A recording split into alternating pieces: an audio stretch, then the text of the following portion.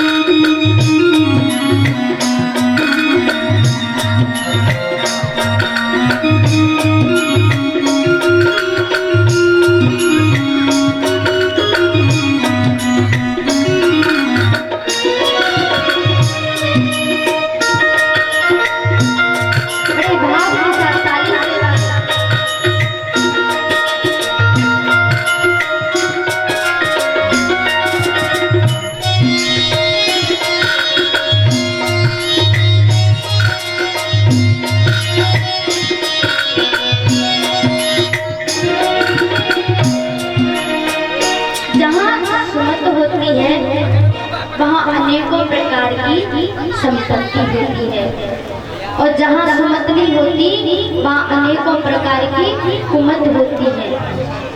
तो महाराज उन्हीं उत्तानपाद महाराज की पत्नी सुनती है। उत्तानपाद महाराज बहुत बड़े भगवान के भक्त हैं। एक दिन उत्तानपाद महाराज जी सुदूर जंगल में भ्रमण करने गए। तो महाराज उन्होंने एक राजा की पुत्री को देखा। उस राजा की पुत्री को अपने घर लेकर के आए। घर आते ही जो राजा की पुत्री थी ना, उसका नाम सुरुचि था। महाराज सुरुचि ने देखा और कहा, महाराज ये अंदर कौन है? उत्तानपाद ने कहा, देवी ये मेरी बड़ी पत्नी है। सुरुचि ने कहा, महाराज अगर ये घर में रहेगी तो मैं इस घर में नहीं रह सकती। अगर ये नहीं रहेगी तो मैं इस घर में रह सकती हूँ। उत्तानपाद का सुरुचि के प्रति अधिक प्रेम होने के कारण उन्होंने अपनी सुंदर और सुशील पत्नी का त्याग कर दिया। उस समय सुनीति गर्भवती थी। दूर जंगल में पर्णकुटी बनाई सुनीति उसमें रहती थी। समय आने पर उन्होंने सुंदर बालक को जन्म दिया। बालक का जन्म हुआ मैया और उस बालक में सुंदर सद लक्षण दिखते हैं। अब तो मैया धीरे धीरे उस बालक का नाम सुनीति मैया ने ध्रुव रखा। ध्रुव जी थोड़े बड़े हुए।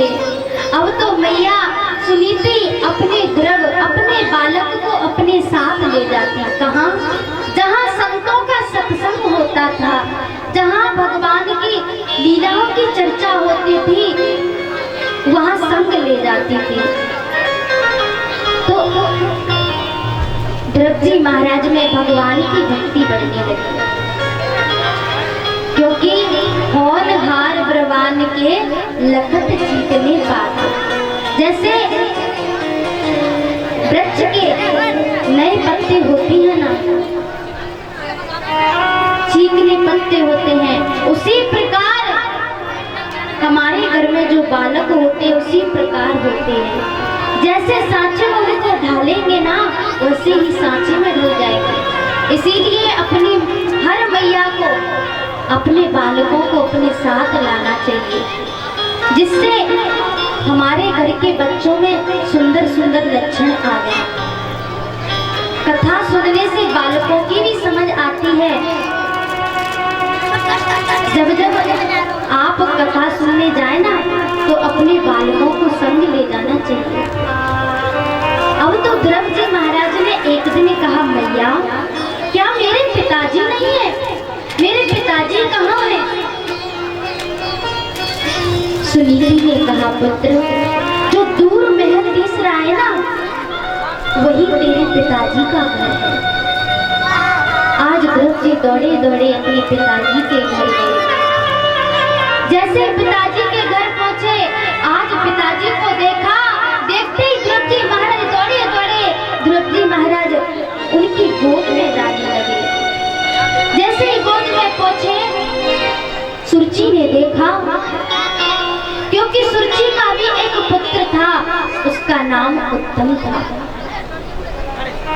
महाराज जैसे ही मेरे ध्रुव जी महाराज गोद में जाने के हुए, सुरुचि ने डांट लगा दी कि तुझे इस राज्य का अधिकारी नहीं बना सकती, तू इस गद्दी पर बैठने का अधिकारी नहीं है। ध्रुव जी महाराज ने हाथ जोड़ दिए, माता क्या ये मेरे पिताजी नहीं है? क्या मैं इस गद्दी पर नहीं बैठ सकता? सुरुचि ने दांत लगाकर कहा कि ये तेरे पिताजी तो हैं, लेकिन मैं तेरी माता नहीं हूँ। जितना इनका पिता होना आवश्यक है, उससे अधिक मेरा माता होना आवश्यक है। तू इस गद्दी पर नहीं बैठ सकता। अगर तुझे बैठना है तो जा भगवान की पूजा कर, भगवान को मना, और भगवान को मनाने के बाद अगर वरदान देने को कहे ना, तो उनसे यही कहना कि गोविंद मुझे सुरुचि की गोद से कोख से जन्म दे दे, और जब मेरी कोख से जन्म लेगा तभी तुम इस मंच पर, इस आसन पर बैठने का अधिकारी होगा। महाराज आज सुरुचि के सामने उत्तान पादरी झुक गए। आज रोते रोते ध्रुव जी अपनी माँ सुनीति के पास पहुंचे। तो बंधुओं,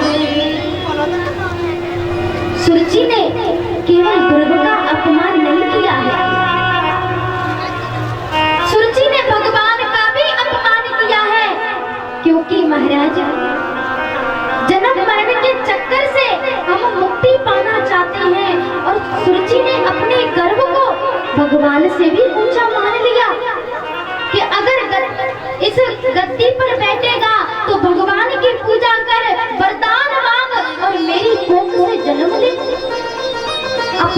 अपनी कोख को भगवान के मंदिर से भी ऊंचा माना, भगवान का अपमान किया। ध्रुव जी रोते रोते मैया सुनीति के पास पहुंचे, कहा मैया मेरी माता बता, याद किसे को करूं।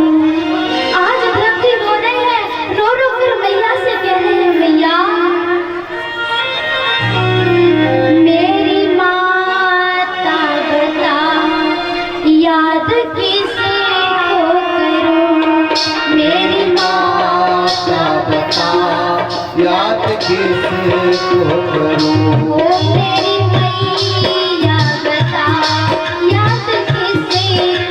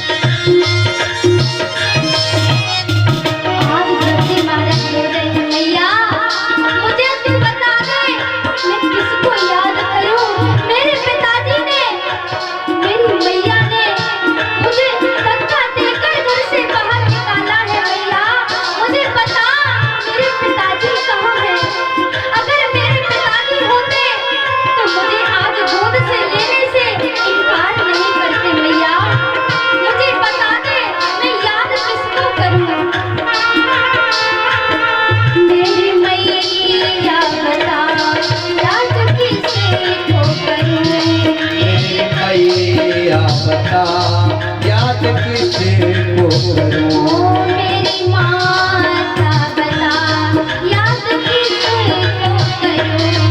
मेरी माता बता याद किसको करूं?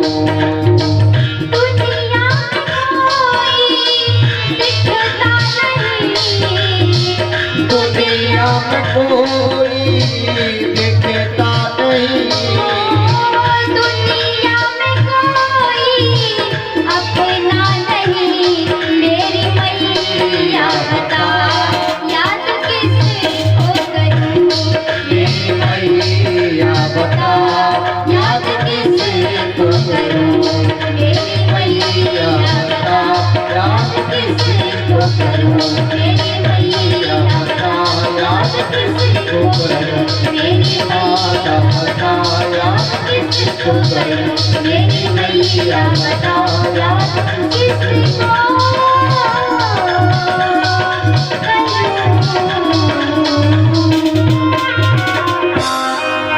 आज द्रौपदी महाराज रो रहे हैं, मैया मुझे बता दे मैं किसको याद करूं?